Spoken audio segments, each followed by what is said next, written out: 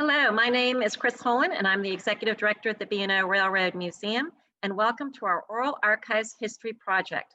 We are doing this project in partnership with Union Baptist Church, and the purpose of the project is to record the experiences of African Americans on the B&O Railroad or other railroads.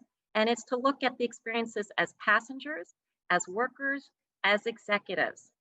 And so we welcome you to this first video in our series where we show you the excerpts of 3 interviews of people that had very different experiences. And you will see the chronological change in perspectives over time. So enjoy. And if you would like to share a story with us, please send it to the museum and we will make sure that we record you in our Oral Archives History Project. Thank you. When I graduated from high school, I managed to be able to go to Boston, and I went up there to work to save money for college, save some money for college. And so I took the train, and I was recalling, you know, first of all, I thought the Pennsylvania station was just beautiful. Just so architecturally beautiful. But I was fascinated by the red caps back then when I was 18. I didn't know that's what they were called, but they were pushing all the luggage.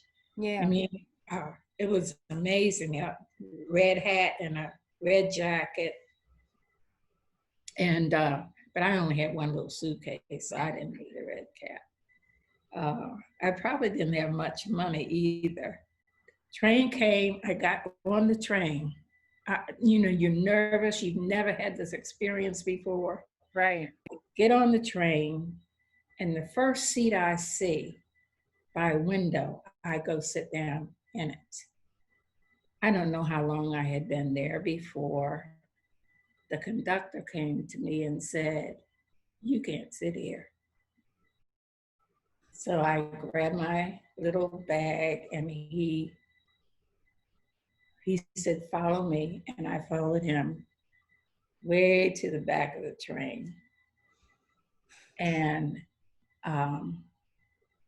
I was embarrassed by that time. You know, people are seated already and people are seated and I have to get up.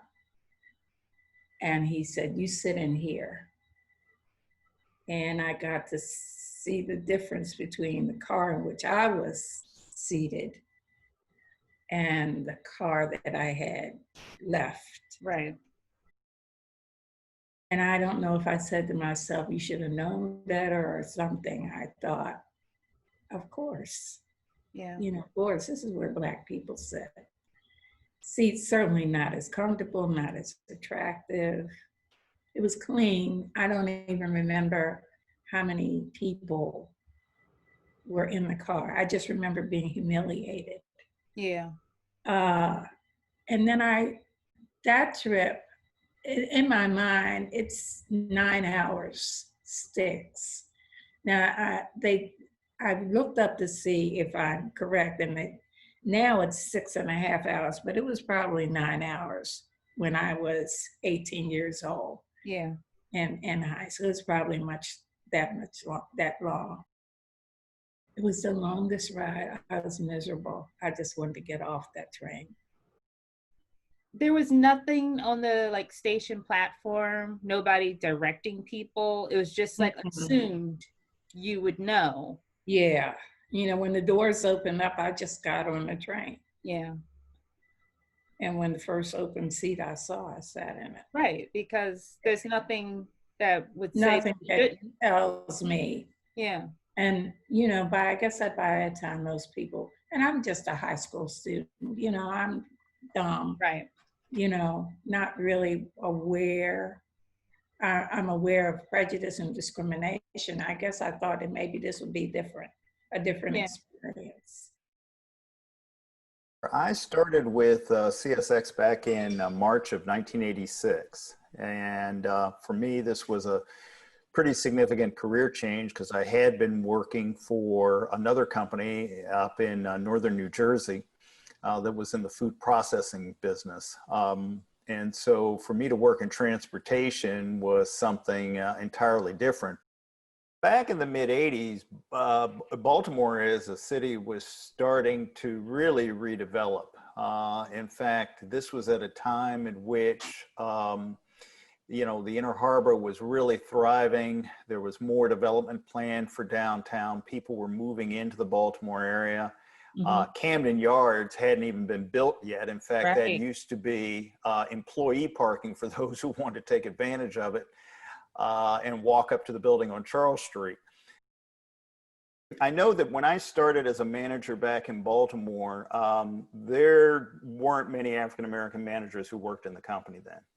And as I had the opportunity of rising through the ranks, I was either the only one or one of very few. Now, you know, I think there's a variety of reasons for that. Number one, I think it's in terms of the fact that, you know, you got to provide people the opportunity and give them the opportunity to demonstrate what their capabilities are. And, you know, there probably are, you know, I would say there are numerous instances where people were probably not afforded the same opportunities that I was. Right. So from that standpoint, I feel fortunate. I think the other thing, though, is the fact that this isn't an industry that also naturally attracts a lot of diverse talent, you know, particularly when you start thinking about companies that people have some sort of known identification with. I mean, I would tell people, I can remember telling people I work with CSX, and people would almost ask me, well, how do you spell that? You know, there were numerous occasions where I was involved in helping the company try to recruit talent.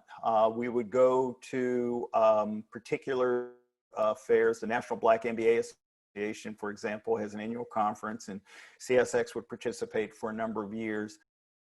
One thing about the railroad, you know, it's one of those industries where even though I had 31 years, I've kind of felt like a teenager because, you know, I was surrounded by people that would have 40 years or 40 plus years of experience. And that was very common.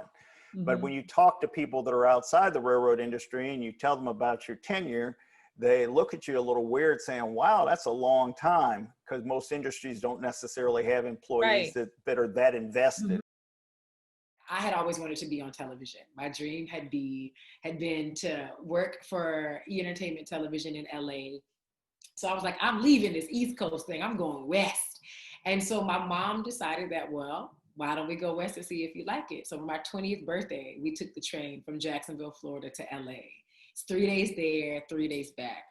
We had a sleeper. There's a sightseeing car. Like, you get to see everything. It was beautiful. And I just was so excited because with the sleeper car, you also get to have like your meals, and they had steak. I ate steak every night. Like, I know my bowels are like, what were you thinking, girl? Steak every night? Well, that's what they offered. So I ate it.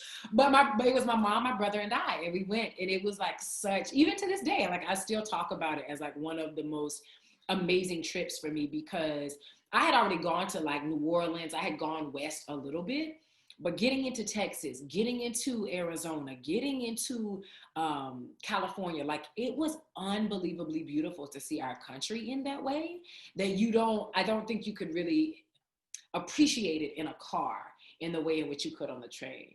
As I got older, I would take the train from Jacksonville to New York about once every 3 months. Yeah.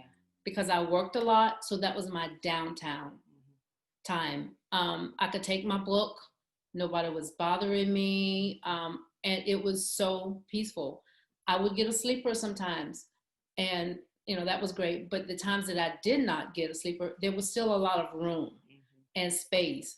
You know, you could go to the bathroom, you can get up when you want to, you can control your lighting, you know.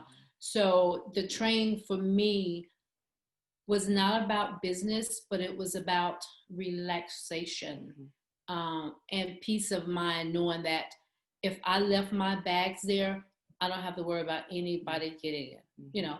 And for a Black woman or a Black person, that was really important to me, was safety. So I really enjoyed that. Maybe it's who's traveling by train versus everybody's, to a point, maybe flying. Now, I would say train, if you have the time, Okay. take the train because it gives you the time to exhale. Yeah. But safety is very important, but you always feel safe on the train. Yeah. And there again, maybe it's just who's traveling per se, but I mean, the conductors or the people that's on the train, they're always visual, you know, even at night, they're still walking. So with that is, you know, it's very secure. I think I drove home this summer because of COVID. So, you know, I got in my car, I had all my stuff. I'm a driver like my grandmother, so there was no issue for me. And my mother was really concerned about me being on the road. And I didn't know this. My brother and I ended up having a conversation. He was like, "You talked to Mom?" I was like, "Yeah."